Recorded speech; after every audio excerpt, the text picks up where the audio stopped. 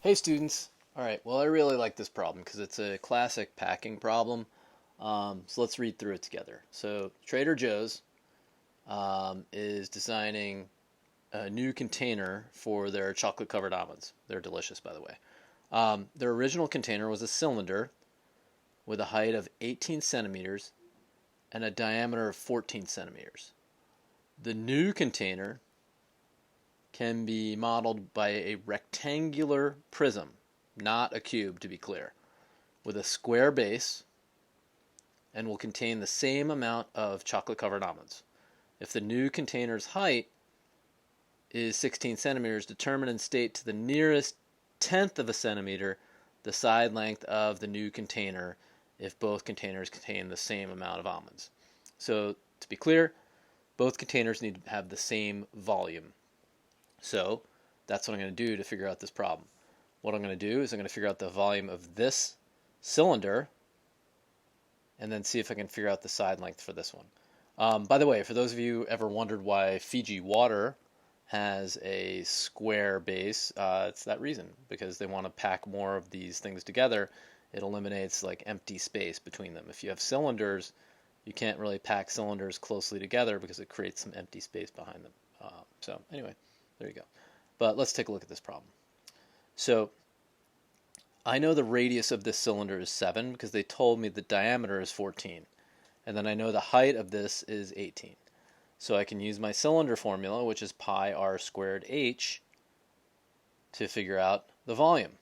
So I'm just going to plug in 7 for the radius, 18 for the height. 7 times 7 is 49 times 18 times pi. Gives me approximately, that's what the little squiggly equals means, 2,770.88. You could round this to 2,771.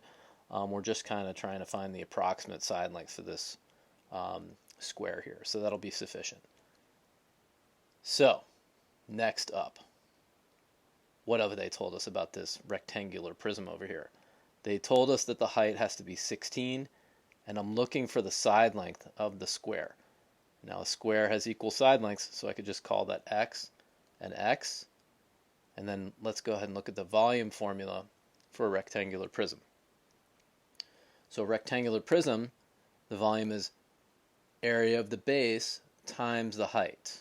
Well, what is the area of the base? The base of this thing is a square, right? And then the length of the sides we're just calling x. Well, the area of the base is going to be x times x, which is x squared. They also told us again that these have to be the same amount. Well, then I can use this volume and set this volume equal to that. So that's what I'm going to do. I'm going to say 2,771 equals the area of the base, which is x squared, times 16, which is the height. Okay, now what do I have to do? Some algebra. Divide both sides by 16. What do I get? I get, well, 2,771 divided by 16 is 173.18 equals x squared. Now I saw some of you like dividing this by 2 or dividing this by 4, like didn't really know what to do from there. Remember, this is the area of the base, right? So the area of the square is 173.18. Way back at the beginning of the year, what we said is like there are 173 1-by-1 squares in here. So if we think about like the diagonal of the multiplication table, right? Those are all square numbers. So what number multiplied by itself equals 173.18? Well, to figure that out, to figure out the side length of a square, you actually have to take the square root. So we're basically undoing the exponent here using the square root. So what's the square root of x squared of 173.18? 13.16. So that's approximately the length of this side of the square. It's about 13.16. So there you go. Hopefully that helps. Thanks so much for watching. I'm going to go get some chocolate covered almonds at Trader Joe's now.